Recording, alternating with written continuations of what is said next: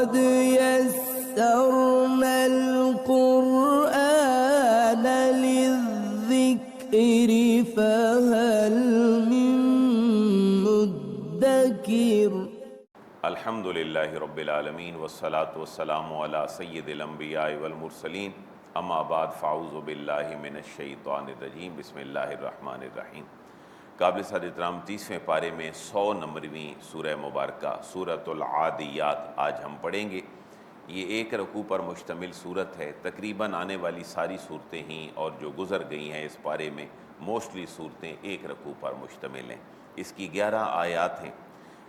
یہ سورہ مبارکہ خصوصاً اس کی پہلی 5 آیات بڑی مشکل طرح کی آیات ہیں، ان کا معنی اور ان کا مفہوم سمجھنا۔ اس سے اگلی جو آیات ہیں ان آیات مبارکہ میں انسان سے شکوہ کیا گیا ہے۔ پہلی 5 آیات میں 5 قسمیں کھائی گئی ہیں۔ یہ قسمیں کس چیز کی کھائی گئی ہیں یہ تھوڑا سمجھنا مشکل ہے، عربی کے الفاظ تھوڑے مشکل ہیں۔ 5 قسمیں اٹھانے کے بعد انسان سے شکوہ کیا گیا ہے اللہ تبارک و تعالیٰ کی طرف سے۔ اور یہ بھی ذہن میں رکھیں کہ سورت مکی ہے، تو ظاہر ہے مکے کے لوگ جو ہیں وہ اللہ تعالیٰ کی توحید کے منکر تھے، اور کفر بھی تھا، شرک بھی تھا، اور اللہ رسول سے محبت کے بجائے مال سے محبت تھی، اولاد سے محبت تھی، اپنی جو بہادری ہے اس کے اوپر فخر تھا۔ تو اللہ تبارک و تعالیٰ نے یہاں پر کچھ شکوے فرمائے ہیں انسان سے، اور وہ شکوے ہم سے بھی ہیں۔ یقیناً انسانی ایک فطرت ہوتی ہے جو اس کی اصلاح اللہ کو مقصود ہوتی ہے۔ ہمارے اندر بھی یہ چیزیں یقیناً موجود ہیں جو آج کی آیات میں آ رہی ہیں، تو اصل ان کو ریموو کرنا ہی ہمارے اوپر ایک بہت بڑا اللہ کی طرف سے چیلنج ہے۔ میں پڑھتا ہوں انشاءاللہ کچھ چیزیں واضح ہو جائیں گی۔ اعوذ باللہ من الشیطان الرجیم، بسم اللہ الرحمن الرحیم۔ والعادیات ضبحا، یہ پہلی آیت ہے۔ فالموریات قدحا، یہ دوسری آیت ہے۔ فالمغیرات صبحا، آیت نمبر 3 ہے۔ فأثرن بہ نقعا، آیت نمبر 4 ہے۔ فوسطن بہ جمعا، یہ 5 آیات ہیں، اور 5 آیات میں قسمیں اٹھائی گئی ہیں۔ اس کا پہلے لبے لباب سمجھ لیں، پھر ترجمہ آسان ہو جائے گا کہ کچھ انسان جو ایسے ہیں جو تربیت کرتے ہیں حیوانوں کی، تو وہ حیوان بھی انسان سے وفادار بن جاتے ہیں۔ اس وفاداری میں ایک بڑا نام کتے کا بھی ہے، اس وفاداری میں بڑا نام اونٹ کا بھی ہے، اس وفاداری میں بڑا نام گھوڑے کا بھی ہے۔ مفسرین نے ان آیات سے مصداق جس جانور کی قسم اٹھائی گئی ہے، بعض نے کتا بھی مراد لیا ہے، بعض نے اونٹ بھی مراد لیا ہے، اور بعض نے گھوڑا مراد لیا ہے۔ لیکن جو گھوڑے والی بات ہے یہ زیادہ قرینِ قیاس ہے، زیادہ مفسرین نے یہ بات لکھی ہے۔ میں نے اس درس کی تیاری کے لیے متعدد مفسرین کو پڑھا ہے، جس کے اوپر زیادہ کنسنسس ہے وہ ان آیات میں جس جانور کی قسم اٹھائی گئی ہے وہ گھوڑا ہے۔ گھوڑا انسان کا وفادار ہوتا ہے، اور گھوڑے کے اندر جو چستی چالاکی ہے وہ اونٹ کے اندر بھی نہیں ہے، وہ کتے کے اندر بھی نہیں ہے۔ اللہ تعالیٰ فرما رہے ذرا گھوڑے کو دیکھو، والعادیات ضبحا، واو قسم کے لیے ہے، اور عادیات کا معنی ہے ادا یا عدو سے، اس کا معنی ہے دوڑنے والے، اور اسی سے غالباً وہ لفظ نکلا ہے عربی میں جس کو عدو کہتے ہیں، دشمن۔ دشمن دوڑتا بھی ہے اور دوڑاتا بھی ہے۔ انسان کی جو موومنٹ ہے اس کے اندر وہ تھوڑی حرکت پیدا کرتا ہے جو دشمن ہے۔ تو والعادیات، اور دوڑنے والوں کی قسم ہے، یعنی گھوڑے دوڑنے والے۔ ضبحا، جو کیسے دوڑتے ہیں کہ جو انتہائی فل سپیڈ میں دوڑتے ہیں تو ان کے دوڑنے کے بعد ان کے سینے، سانس اور منہ سے چنگھاڑنے کی آواز آتی ہے۔ یہ ایک تناظر وہ ذہن میں لائیں کہ گھوڑا بہت سارا لمبا دوڑ کے آئے تو اس کے بعد جب وہ سٹے کرتا ہے تو جو اس کو سانس چڑھا ہے اور جو اس کی وہ بہادری اور حرکت ہے، یہ قرآن اس کی طرف اشارہ کر رہا ہے۔ اور مقصود یہ ہے ان گھوڑوں کی قسم ہے کہ جو خوب دوڑنے والے ہیں اور اپنے سینے سے آواز نکالنے والے ہیں۔ مقصد کیا ہے؟ وہ بھی اپنے مالک کے کہنے پر دوڑتے ہیں اور مالک کا حکم بجا لاتے ہیں اور مالک سے وفاداری کرتے ہیں۔ لیکن انسان تم اپنے مالک سے وفاداری نہیں کرتے ہو۔ تو پہلی آیت میں والعادیات، دوڑنے والے، اور دوڑنے والوں میں مراد کون ہے؟ گھوڑے۔ اللہ نے گھوڑوں کی قسم کھائی ہے۔ اس آیت میں جہاد والا تصور بالکل ذہن میں نہ لائیں کہ گھوڑوں پہ جہاد کیا جاتا ہے تو ان کی قسم ہے۔ یہ صورت مکی ہے، اور مکے میں جہاد لازم کوئی نہیں ہوا۔ حضور نے اعلان نبوت فرمایا، 13 سال مکہ رہے، ان مکے کے 13 سالوں میں جہاد کا بالکل حکم نہیں آیا۔ حضور مدینہ جب تشریف لے گئے تو پھر جہاد کا حکم آیا۔ صورت مکی ہے تو جہادی گھوڑے مراد نہیں ہیں، یہ عربوں کے تیز دوڑنے والے ہانپنے والے گھوڑے مراد ہیں، اور ان کو کہا جا رہا ہے کہ دیکھو گھوڑا مالک کا کتنا وفادار ہے، تو تم اللہ کے وفادار گھوڑے نہیں بنتے ہو، تمہیں بھی ہانپنا چاہیے، اللہ کے آگے جھکنا چاہیے، محنت کرنی چاہیے۔ فالموریات قدحا، اچھا جی، اورا یوری ایرا، اس کا معنی ہوتا ہے پتھر پہ پتھر جب مارا جائے تو اس میں سے آگ نکلتی ہے۔ اس کیفیت کو قرآن نے موریات سے تعبیر کیا ہے۔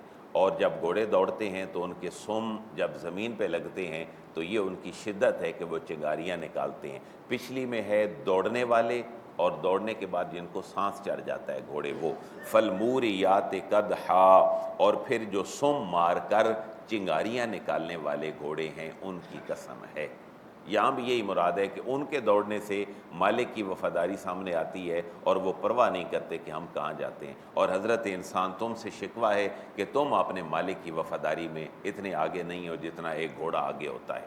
یہ عربوں کا چلن دیکھ لینا، گھوڑوں کا نسب ان کو یاد ہوتا تھا، 100 50 گھوڑے، اپنے آبا کا نسب یاد ہوتا تھا۔ اور یہ جو قدح کا لفظ ہے یہ ہم اردو میں بھی بولتے ہیں۔ بندہ کہتا ہے یار یہ فلاں بندہ بڑی جرح قدح کرتا ہے، تو جرح کا معنی ہوتا ہے کسی چیز کو کھولنا، اور قدح کا معنی ہوتا ہے اس کو بند کرنا۔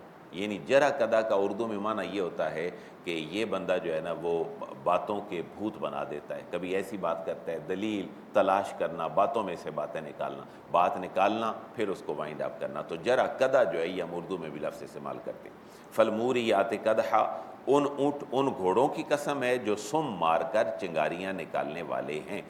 اور ان کی تیسری صفت ہے فالمغیرات صبحا۔ یہ مغیرات کا لفظ بھی ہم اس سے ملتا جلتا اردو میں لفظ استعمال کرتے ہیں، غارت گری، یعنی جب انسان جاتا ہے کسی کے اوپر حملہ کرتا ہے، اس کیفیت کو غارت گری کہا جاتا ہے۔ تو فالمغیرات صبحا، اور پھر جو حملہ کرنے والے ہیں، غارت گری کرنے والے ہیں، صبحا، صبح کے وقت میں۔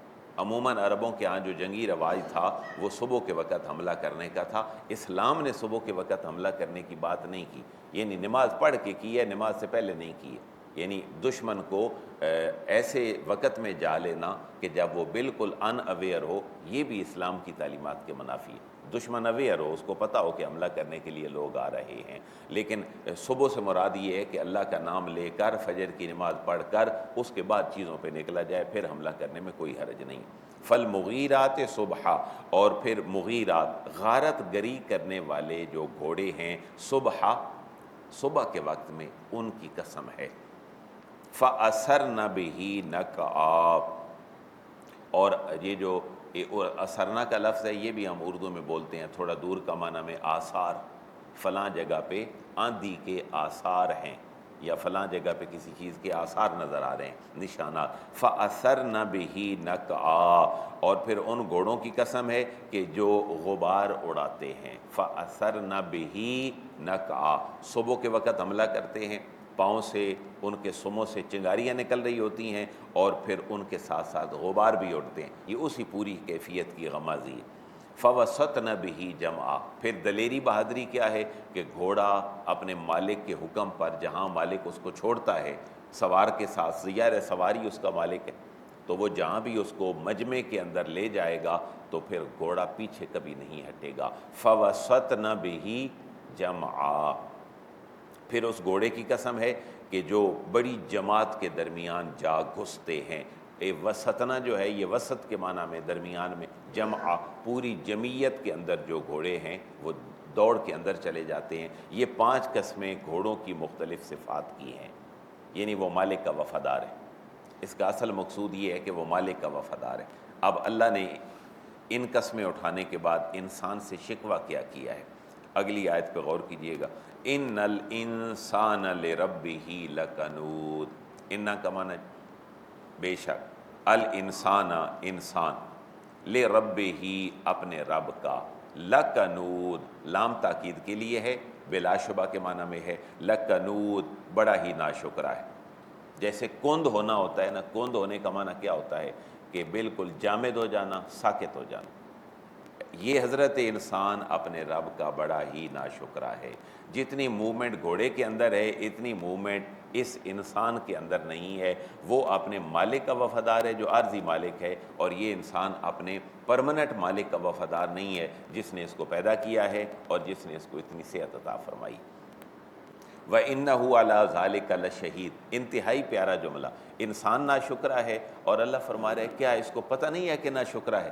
اس کو پتہ ہے کہ ناشکرا ہے۔ وَإِنَّهُ عَلَىٰ ذَلِكَ لَشَهِيدٌ، واو کا معنی اور، اِنَّا بے شک، ہو یہ جو انسان ہے، عَلَىٰ ذَلِكَ اپنی اس ناشکری پہ، لَشَهِيدٌ یہ خود گواہ ہے، یہ اپنی ناشکری پہ خود گواہ ہے۔ ذرا آنکھیں بند کر کے کسی دن سوچیں، کسی وقت بھی انسان سوچتا بھی ہے کہ اللہ تعالیٰ نے ہمیں کیا کچھ نہیں دیا۔ ہم اپنے والد پہ نظر دوڑائیں، ہم ان کے والد اپنے دادا پہ نظر دوڑائیں، صرف دنیاوی نعمتوں کا اگر ہم تھوڑا سا حساب کتاب لگائیں تو ہم کہاں کھڑے؟ ہمارے آبا کدھر تھے، ان کے آبا کدھر تھے؟ اللہ نے کتنی فیسلٹیز ہمیں دے دی، کتنا آسان زندگی ہمیں دے دی۔ تو یہ ساری باتیں وَإِنَّهُ عَلَىٰ ذَلِكَ لَشَهِيدٌ، اس کو پتہ بھی ہے، انسان کو پتہ بھی ہے کہ میں ناشکرا ہوں۔ اس کی ایک شکل میرے بھائیو 5 ٹائم کی نماز ہے جو انسان شکر کے لیے پڑھتا ہے۔ اپنی زبان سے شکریہ کلمات نکالنا یہ اللہ کو بڑا مطلوب ہے، ایک پوری لمبی گردان ہے۔ انسان صبح اٹھے، اللہ چاہتا ہے یہ میری تعریف کرے، اس کی چھوٹی سی دعا بھی ہے، الحمدللہ الذی احیانا بعد ما اماتنا والیہ النشور۔ کسی کو نہیں آتی تو یہ اتنا تو کرے، اللہ تیرا شکر ہے تو نے نئی زندگی عطا فرما دی۔ واش روم جانے کی دعا ہے، اللہم انی اعوذ بک من الخبث والخبائث، واش روم سے نکلتا ہے پھر اس کی دعا ہے۔ اس کے بعد جناب ہم مسجد میں آ گئے، مسجد میں آنے کی دعا ہے، گھر سے نکلنے کی دعا ہے، ہر چیز پر۔ اور ساری دعاؤں میں ایک ہی چیز کامن ہے، ہا میم دال، حمد اللہ کا شکر، کپڑے پہنیں اللہ کی تعریف کریں، کھانا کھائیں اللہ کی تعریف کریں۔ اور ساری دعائیں کس سے شروع ہو رہی ہیں؟ الحمدللہ الذی کسانی، اس اللہ کا شکر ہے جس نے مجھے کپڑے پہنائے۔ الحمدللہ الذی اطعمنا، اس اللہ کا شکر ہے جس نے مجھے کھانا کھلائے۔ اللہ ہر چیز پہ اپنی تعریف اور ہماری طرف سے شکر چاہتا ہے۔ وَإِنَّهُ لِحُبِّ الْخَيْرِ لَشَدِيدٌ، پہلے تو ہے ناشکرا ہے اور اس کی ناشکری کا اس کو پتہ بھی ہے، غور کرے تو اس کو پتہ چل جائے گا۔ اور وَإِنَّهُ لِحُبِّ الْخَيْرِ لَشَدِيدٌ، واو کا معنی اور، ان بے شک ہو یہ انسان، لِحُبِّ الْخَيْرِ خیر کی جو محبت ہے وہ اس کے اندر کتنی ہے؟ لشدید، بہت شدید ہے۔ یہاں خیر سے مراد مال ہے، اللہ فرما رہے اس کو مال سے بڑی محبت ہے۔ تو یہ ہم سب کی نیچر ہے۔ انسان 14 16 18 20 گھنٹے کام کرتا ہے، اس اپنی تجارت کے لیے ٹریولنگ کرتا ہے، کتنی مشکلات برداشت کرتا ہے۔ تو انسان کو فطرتی طور پر مال سے محبت ہوتی ہے، اور یہ پازیٹیو ہے یا نیگیٹو ہے؟ یہ پازیٹیو ہے، کیونکہ مال کی محبت نہیں ہوگی تو وہ محنت کیسے کرے گا؟ اس لیے مال کے ساتھ محبت نیگیٹو نہیں ہے، مال کے ساتھ محبت نیگیٹو تب ہے جب حلال و حرام کی تمیز ختم ہو جائے، ورنہ اس کی جو محبت ہے یہ بڑی اچھی ہے۔ ورنہ بندہ مال ہی نہ کمائے، بیوی بچے کدھر جائیں، انسان کی زندگی کدھر جائے۔ لیکن یہاں اس چیز کی مذمت ہے کہ جو مال کی محبت انسان اللہ کی محبت پر غالب کر لیتا ہے اور حلال و حرام کی تمیز ختم کر دیتا ہے۔ وَإِنَّهُ لِحُبِّ الْخَيْرِ لَشَدِيدٌ، اور یہ خیر کے ساتھ بڑی محبت کرنے والا ہے۔ اب تینوں آیات کو ذرا پڑھیں، إِنَّ الْإِنسَانَ لِرَبِّهِ لَكَنُودٌ وَإِنَّهُ عَلَىٰ ذَلِكَ لَشَهِيدٌ وَإِنَّهُ لِحُبِّ الْخَيْرِ لَشَدِيدٌ۔ اور پھر آخر میں انجام کیا ہونا ہے؟ أَفَلَا يَعْلَمُ إِذَا بُعْثِرَ مَا فِي الْقُبُورِ، کیا یہ نہیں جانتا کہ جب قبروں میں جو کچھ ہے وہ باہر نکال دیا جائے گا، پھر اس کی مال کے ساتھ محبت کدھر جائے گی؟ پھر جو قبروں سے نکلے گا تو اس کا مال نہیں دیکھا جائے گا، اس کا شکر دیکھا جائے گا، اور اس کی اللہ کے ساتھ محبت دیکھی جائے گی، اللہ واسطے جو اس نے زندگی گزاری ہے وہ دیکھی جائے گی۔ افلا یعلم، تو کیا یہ نہیں جانتا، اذا بعثر جب اٹھایا جائے گا، باہر پھینکا جائے گا، ما فی القبور جو کچھ قبروں میں ہے وہ جب باہر پھینک دیا جائے گا، کیا یہ اس کو نہیں جانتا؟ یعنی یہ جسم جو یہ رب کی اطاعت میں نہیں تھکاتا، یہ قبر میں چلا جائے گا اور قبر سے اٹھا لیا جائے گا، تو اس سے بہتر ہے کہ یہ اللہ کی اطاعت اور فرما برداری میں گزرے۔ وَحُصِّلَ مَا فِي الصُّدُورِ، اور یہ دنیا میں ایک مال کے ساتھ جو محبت ہے، یا انسان کے اندر اخلاق رذیلہ ہیں کسی کے لیے نیگیٹو جذبات رکھنا، کینہ رکھنا، بغض رکھنا، نفرت رکھنا۔ اللہ فرما رہے وَحُصِّلَ مَا فِي الصُّدُورِ، واو کا معنی اور حصلہ اردو کا لفظ ہے حاصل کرنا، جس کا معنی ہے کھینچ کر نکال لینا۔ وحصلہ اور کھینچ کر نکال لیا جائے گا، ترجمہ آپ نے کرنا ہے۔ ما فی الصدور، صدر ہے نا، صدر معنی سینہ، ما فی الصدور جو سینوں میں ہے وہ سارا کچھ نکال دیا جائے گا۔ تو وہ اللہ فرما رہے جب نکالا جائے گا تو خام مال نہ نکلے، جب تمہارے سینوں سے کچھ نکالا جائے تو کوالٹی کا مال نکلے، مال سے محبت، کینہ، بغض، نفرت نہ نکلے، بلکہ اللہ کی اطاعت فرمانبرداری کے، اس کے نبی آقا دو جہاں علیہ الصلوۃ والسلام کی محبت کے اور انسانوں کے لیے خیر خواہی کے جذبات نکلیں۔ دیکھیں نا قرآن کا شعری وزن دیکھیں، پچھلی آیت میں وہ تھا افلا یعلم اذا بؤثر ما فی القبور، اور یہاں پر ہے وحصل ما فی الصدور، قبور، صدور۔ یہ صورت مکی ہے اور شعری وزن کا خیال کیا گیا ہے، کیونکہ مکے کے لوگ شاعرانہ مزاج رکھتے تھے، ان کے اسی قافیہ ردیف کا خیال رکھا گیا۔ ان ربہم بہم یومئذ لخبیر، ان بے شک ربہم ان کا رب بہم ان سے یومئذ اس دن لخبیر یقیناً باخبر ہوگا۔ اللہ تعالیٰ ان کے ان اعمال سے اور ان کی دل کی کیفیتوں سے یقیناً کیا ہوگا؟ باخبر ہوگا۔ ایک چھوٹا سا جملہ، ان ربہم بہم یومئذ لخبیر، بے شک ان کا رب اس دن ان سے باخبر ہوگا، آج نہیں ہے۔ یہاں پر تاکید کہی جا رہی ہے ان ربہم بہم یومئذ لخبیر، بے شک اللہ تعالیٰ اس دن ان کے سارے معاملات سے باخبر ہوگا، آج بھی تو باخبر ہے، لیکن یہاں اس دن کی صرف باخبر ہونے کی بات کیوں کی گئی ہے کہ یہاں دل کی کیفیتوں کا بھی وہاں حساب ہوگا جو یہاں نہیں ہوتا۔ آج تو بندہ کسی سے جھوٹ بول کے بھی اپنا معاملہ سیدھا کر لے اور کسی کے ساتھ محبت کے لیے ہاتھ بڑھائے، لیکن اندر نفرت اور حسد کی آگ ہو، اور کتنے سارے ایسے واقعات ہوتے ہیں، دوست دوستوں کو مار دیتے ہیں، دوست دوستوں کو مار دیتے ہیں، اور ایک دوسرے کے ساتھ ظاہری تعلق رکھنے والے اندر سے ایک دوسرے کے لیے حسد رکھ رہے ہوتے ہیں، لیکن دنیا میں پتہ نہیں چلتا، کام گول مول ہو جاتا ہے۔ اس لیے اللہ فرما رہا ہے ان ربہم بہم یومئذ لخبیر، اس دن خاص طور پر ان کے دلوں کی جو کیفیتیں ہیں وہ بھی ان کے سامنے آ جائیں گی، اور جو کیفیت ہے وہ جسم دھار لے گی، اس کا کوئی نہ کوئی جسم ضرور بن جائے گا۔ جیسے دیکھیں بخار کا کیا جسم ہو سکتا تھا، پین کا کیا جسم ہو سکتا تھا، آج پین کو بھی تو ایک شکل اس کے اندر پیدا کر کے اس کی کوالٹی اور کوانٹٹی کو جانچا جاتا ہے، بلڈ پریشر جانچا جاتا ہے، بخار جانچا جاتا ہے۔ تو کیفیتیں جو انسان کی ہیں نا، بخل والی، نفرت والی، بغض والی، یا محبت والی، پیار والی، شفقت والی، رواداری والی، یہ قیامت والے دن ان جسمانی شکلیں اختیار کریں گی، اور پھر ان کو ماپا اور ناپا جائے گا کہ تمہارے اندر نفرت کتنی تھی، تمہارے اندر محبت کتنی تھی۔ اس کیفیت کے لیے خاص طور پر اللہ فرما رہے ان ربہم بہم یومئذ لخبیر، بے شک ان کا رب اس دن ان کے متعلق یقیناً خبر رکھنے والا ہوگا۔ تو بڑی پیاری صورت ہے یہ بھی، قرآن کی ہر صورت کی طرح۔ معنی کیا ہے اس کا؟ سورۃ العادیات، عادیات کا معنی ہے دوڑنے والے گھوڑے۔